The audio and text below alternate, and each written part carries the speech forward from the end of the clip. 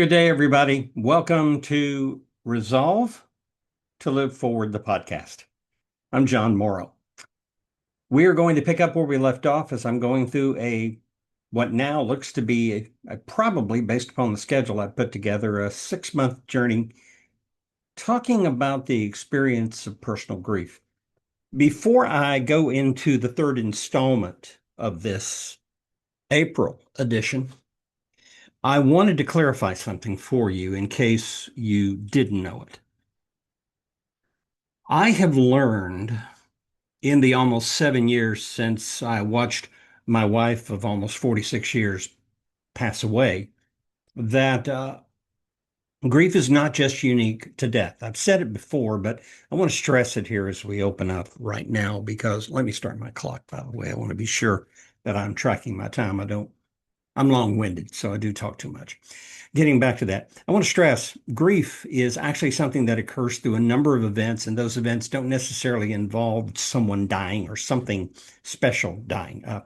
We know of death experience, spouse, a child, a loved one, a mother, a father, a brother, a sister, a close and dear friend. And don't forget pets. You love pets, and I know people who are dog lovers and have watched these incredible companions die. It's heartbreaking. I'm a cat fan as well as a dog fan. My wife and I, over our lifetime together, we had primarily cats because we both worked, and that wasn't fair to the dog. Dogs, it's not that they are high maintenance, it's that they really are designed for companionship. Cats do appreciate companionship and show affection in their own very, very special ways, but cats have a far more independent nature, so therefore, they'll give time to you whenever you come home from work after being gone for a long day or out of town for a few days. But death of a physical nature is very much the thing we often think of in grief, when in reality, there are grief moments throughout our life. I won't go into all the details, but I'll give you a few highlights. Divorce, in many, many, many cases, is definitely a grief moment, and the damages are permanent. If you have a job you love, and somebody one day walks in and says your job no longer exists, we don't need you, we're cutting back, we're paring things down, we'll give you a severance package, but you're going to have to find new work somewhere. That's especially devastating in the lives of people. Maybe if you're young, and I'm not thinking for the young because I'm way past young, you can see yourself finding work because you still have possibly the track of several years of productivity that can be a very, very big asset to an employer. But think about those people that are in their 40s, 50s, and they're told they no longer have need of their services. What do you do in a case like that? Well, one thing's for certain, you love the job, you did it, you gave it your all, and now it's been yanked out from underneath you. That's a grief moment. Getting a terminal diagnosis or getting a diagnosis of anything that, let's say cancer, it might not end in death, but the very fact that you have the diagnosis and now you must go through the treatment process, which can be quite invasive, there's grief involved with that. There's grief involved with events. On July the 4th of 1990, my house was engulfed in flames. It didn't burn down, but the damage was catastrophic. And it took many, many, many months to tear out the damage, repair, and return to the home.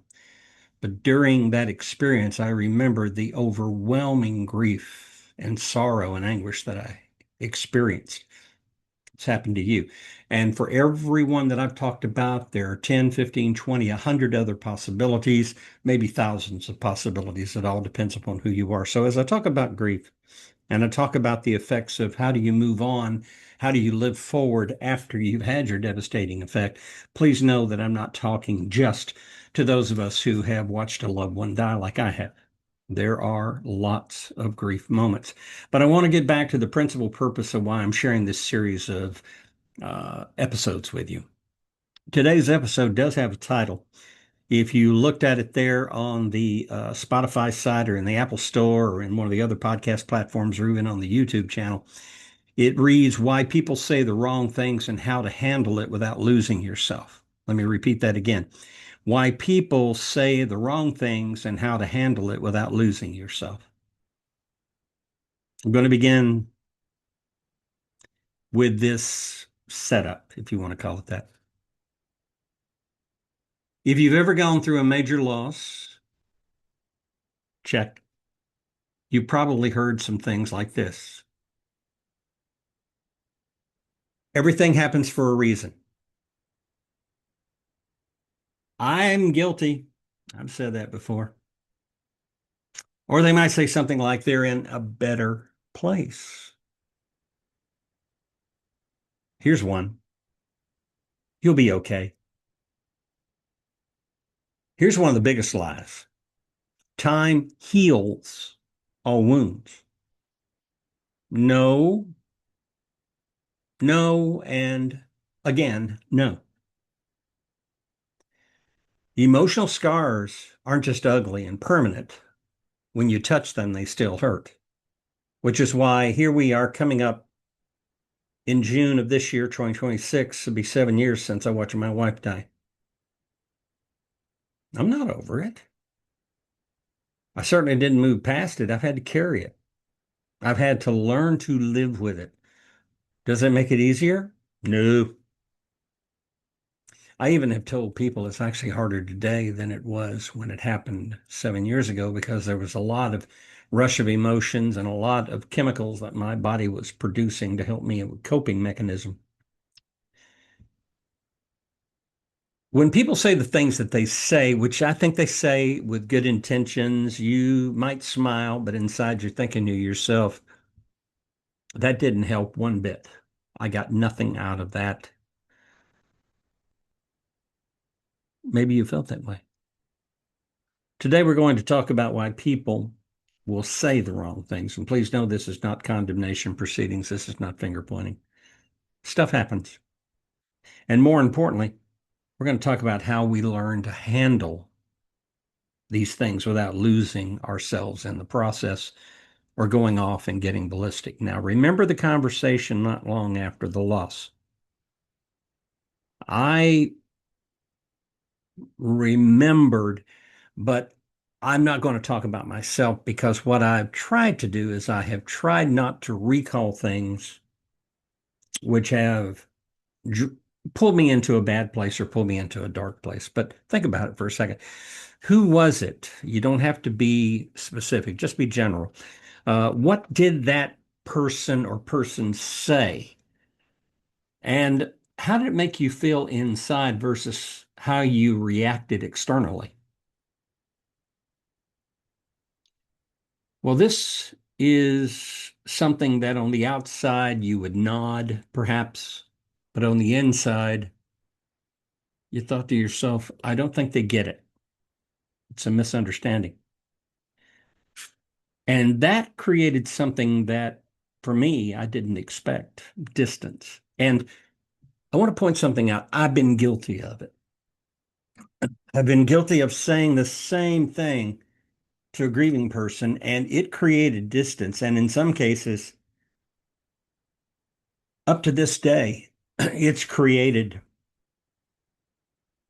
possibly an irreversible distance, a situation where that person hasn't looked in my direction, hasn't reached out to me, hasn't spoken to me. We have not spoken to each other in several years because I didn't get it right.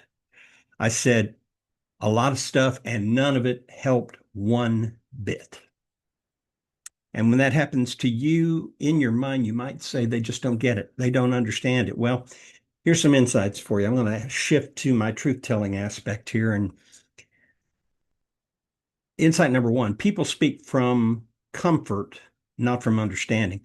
They want to be associated as those who are part of the compassionate care group, and they are good, good, good, good people. A vast majority of the people that come to things, and I'm talking about funerals and events and other things, or have been in your association, your group, your sphere of influence, and you have lost a job, you've gone through a traumatic time or something like that, or you went through a house fire, or maybe you're going through a divorce or an irrevocable breakup. Sorry. But the thing is, they're trying to comfort you, but they're doing it more for themselves than they're doing it for you because if I'm being completely honest, they don't really truly have an understanding. So they're really groping to say something that they hope will be helpful. Most people aren't trying to hurt you. They're actually trying to make themselves feel more comfortable by saying something that, well, honestly, they mean well. They just, as I said before, they don't get it. They just don't get it. They'll feel more comfortable saying it, but that doesn't mean that it lands the way they hope it does. Second insight, there's no script for grief. Guess what? I've seen dozens and dozens of books on the shelves in stores and online talking about grief. Everybody's got an opinion about grief. I'm not disparaging them, but here's an honest truth. At the end of the day, they may provide some tools, they may provide some guidance, they may even provide a sense of, how do you say, solace, but they really don't provide answers because each of us is unique in our grief journey. See, people don't know what to say in situations like this because there are no such perfect words to say. And one of the things I learned as a griever, as I'm around others who are grieving, less is more. Let me say that again. In the grieving process, less is more. The less you say, the more it matters. What? Don't you want to say something encouraging? No. First of all, because frankly, there is nothing you can say that is going to really make a difference. If you express your sorrow and a sense of, yeah, I get it, that's about all I know to say. This is where presence, being in the presence, being immediate with that individual, is far more meaningful and far more helpful than talking. Words just don't come easy, and frankly, words will not make the situation less uncomfortable. Insight number three, you get to choose how much weight your words do carry when you do open your mouth. Not every comment deserves to take up someone's emotional real estate. Let me read that to you again. Quote, not every comment that you say deserves taking up someone's emotional real estate. Yeah, I get it. So the question becomes this, how do we respond without shutting down or lashing out? I'm talking about those of us who hear these phrases, who are with those individuals who simply because they don't know, they don't fully grasp it, they don't fully get it, they mean well, but they say something that is absolutely useless and doesn't help one bit. And of course, it's important for us to remember to be graceful. But there are times when you're in agony and pain where you can't be graceful. And if somebody says it just the right way, is it really right? For you, it's the wrong way. It'll turn you in a different direction emotionally, and you might go off. And although there are some things that I do believe you need to burn a bridge, this is not one of them. So let's talk about the application process by coming up with the strategy. Now, I have a confession to make.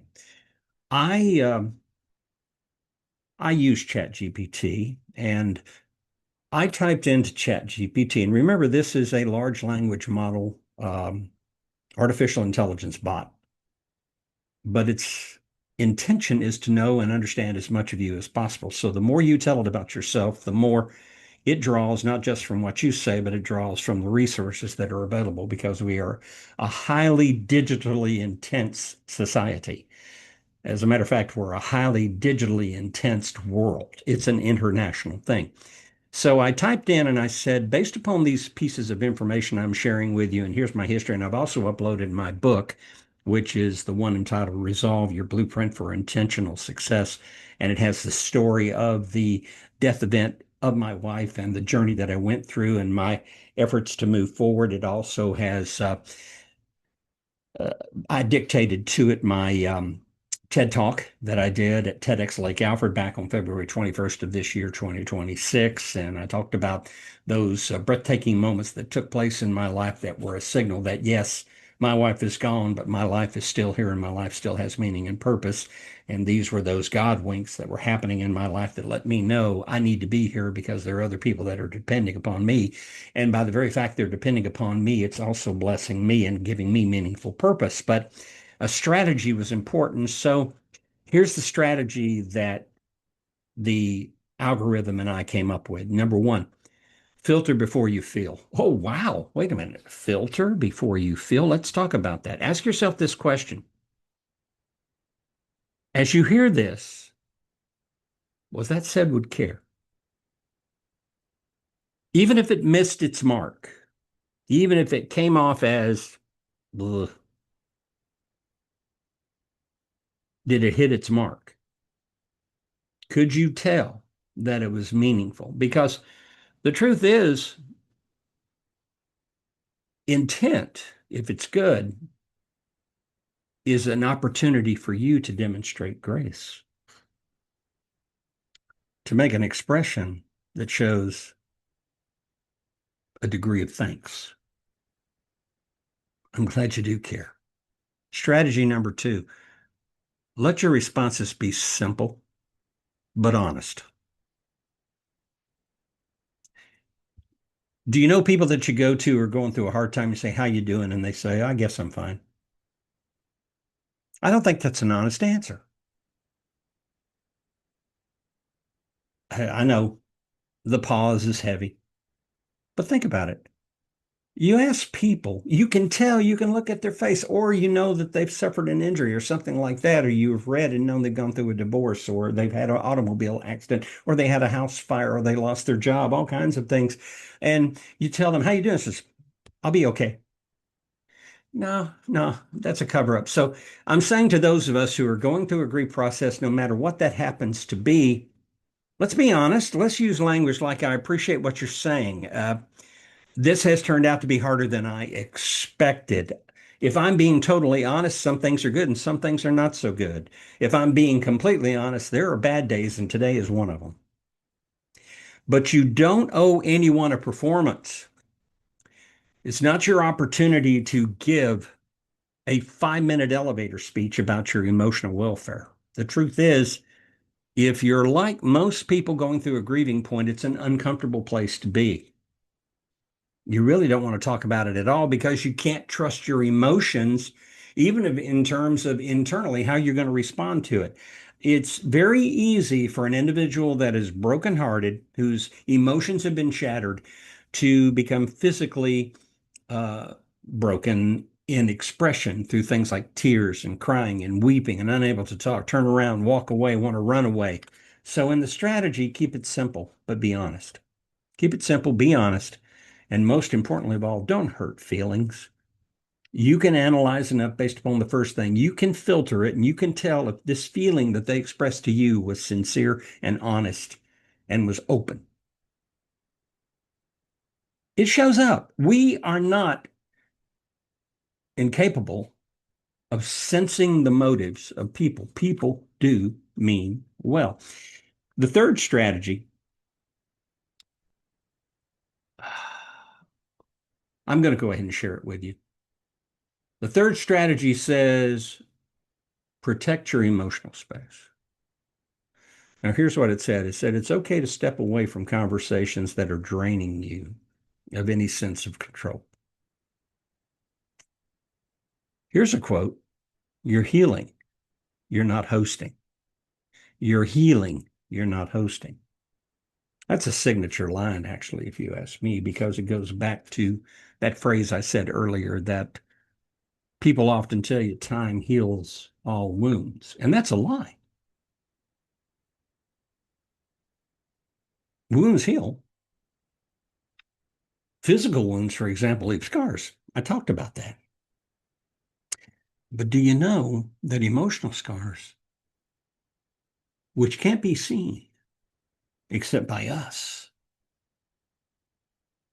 They're ugly. And because they're a scar, they're permanent. But here's another interesting thing. When I worked in a line of business where I had to examine the series of events, the mechanism of injuries that occurred in automobile accidents, I learned in medical terminology, and I'm not a professional, what is called a keloid or a keloid scar. Very, very unsightly and ugly scar. They are very, very unpleasant to look at. But here's a thing that you may not know. Most of the people who have them find that not only are they ugly and unsightly and disfiguring, but they usually, if touched in just the right way or hit or bumped, even if there isn't a breaking of the skin, they hurt. Think of your grieving moment as that kind of a scar. People don't see it, but you can see it. But more importantly, when certain things are said around you, or certain things pop up, or events, or memories, or sounds, or songs, or pictures, TV shows, individuals, moments, books, pictures, they touch that scar, and God, it hurts. It hurts. And it all flares back up. I get it. You're still healing, but you will never 100% heal. There is such a thing as time does not heal the wound entirely. One more thing about that as I talk about this particular context. People that sustain physical injuries and are going through a treatment process to recover some sense of what it was prior to the accident have to learn the very hard lesson that the medical treatment that they receive, which is beneficial and helpful and returns them to hopefully some quality of life, nonetheless, they're not going to be what they were before the event took place. So what they say is they don't say they're fully healed. They say they have healed to the best that they can possibly heal. It's sometimes referred to as they have reached maximum medical improvement. In a grieving situation with the right kind of guidance, care, counseling, coaching, lifestyle changes, and other factors, as well as relationships that can be helpful, beneficial, and give quality back to your life, you could reach what's called a maximum emotional healing or a maximum emotional recovery. But are you 100%? No, you can't erase what's there. You can't ignore the scar. You can't ignore the pain that's going to emanate from the scar if it's touched in just the right way. Remember, some things you can't come back from. And that's actually the right thing to think. You're not supposed to be better than you were. You're not supposed to get back to what you were before. It's been said in poetry and in lyrics of songs, it is better to have loved and lost than to have not loved at all. And grief is the byproduct of having loved unconditionally. It's a powerful thing to say, but remember, people say the wrong things. Don't take it out on them. The truth is, they're trying, but they're still going to say the wrong thing.